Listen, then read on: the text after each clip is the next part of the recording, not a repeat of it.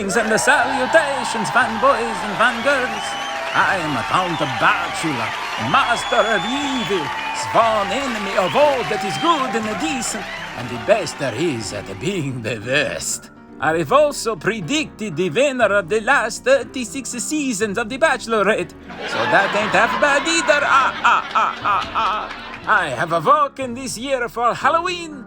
However, a few moments ago, after trying 3 different formats, a shell station and even neurosis, and finding them woefully understocked for the season, I realized that I had set my alarm on my phone for September and not October. Curse you, 2003 Nokia flip phone. You were supposed to be the pinnacle in cellular phone technology. Now, with far too much time on my hands, my therapist, my friend, felt that it would be good for me to count down to Halloween, a special series of videos. So I welcome you all to a season full of mystery, surprises, and horrifying Halloween reviews here on Fanboys Forever. Be sure to tune in as often as you can, and don't forget to subscribe so you don't miss out on all the Halloween fun that's coming up. Fun will include bobbing for apples during a pandemic, half-sober karaoke, chasing stray dogs, begging for donations at local churches, calling in fake tips to the cops, eating more free samples at the Costco than is responsible and just to consume,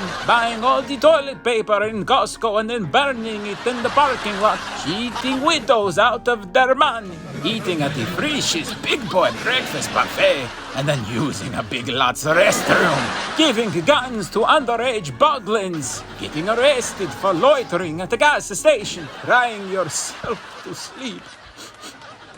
It's Bachelor's Halloween countdown, and today we will be kicking things off with checking in on one of my oldest friends, Frankenstein's monster from Neca Toys. Let the review commence. Here we are. The Neca Frankenstein. First things first, we have a very original looking piece of poster art here. I like the classics. It says the original horror show, The Man Who Made a Monster, Colin Clive, May Clark, John Bowles, and some dude named Boris Karloff. Oh, who knows? I love it. Even directed by James Whale, a good personal friend of mine. This looks fantastic. They even match the font of the poster down here where it says Ultimate Frankenstein's Monster. On the side we have more art, and on the back we have some shots of the product itself. It just has a Velcro latch in the front, and then there he is on the inside. He looks fantastic. Alright, let's free him from his plastic prison. Without any of his other accessories, here is the monster himself. This is probably my favorite one of the head sculpts, and I think that it looks the most like Boris Karloff of all of them. It looks wonderful. You can see this is one of Neca's best head sculpts, I do believe. The cloth looks really cool, looks fantastic. And then even the hands have all sorts of subtle sculpting, down to the trousers and the huge platform boots that Karloff had to wear. Everything looks great. And although the film was in black and white, and of course there is a black and white version of this figure, I do believe that this is an accurate representation of what the makeup actually looked like in real life. So I do think that this looks really good. No real surprises for the back of the figure. Everything looks exactly as you might expect. As you can see, this is the head sculpt that he comes packaged with. It is pretty much your straightforward Frankenstein expression. It looks really cool, and I think it captures the Karloff look really well. Perhaps the eyes are maybe slightly too rolled back in the head for my taste, but I do think this is accurate to most of his screen appearance when he has more of this kind of zombified glance. I think it looks really good. Even things like the stitches on the head, and even the little bolts on the neck, which are not part of the head but are just on the body, I think they look fantastic. All of the heads pop off very easily, and here is just kind of the ball peg. As you can see, they go right on. Now, this is a fantastic looking head. You can see that this is more of just your Karloff monster trying to speak, and I think it looks so eerily accurate to the actor, and a very, very good facsimile to some of the scenes from the film. So I think this looks great as well, but it is just so specific that I don't think I will use it as much as the other two. As I said earlier, for me, the champion is the more angry head where it looks like he's yelling. This is really fantastic work. If we look in the package, he does come with a variety of hands, but I will not bore you to tears with interchanging all of these. Then he also comes with quite a few interesting accessories, and here is a quick look at the figure holding one of the accessories, which are these really cool little flowers, these little daisies that the monster plays with when he meets the little girl by the lake. And this scene, when I was a small battling, always terrified me. I suppose it's because the little girl was in danger, and it just really disturbed me.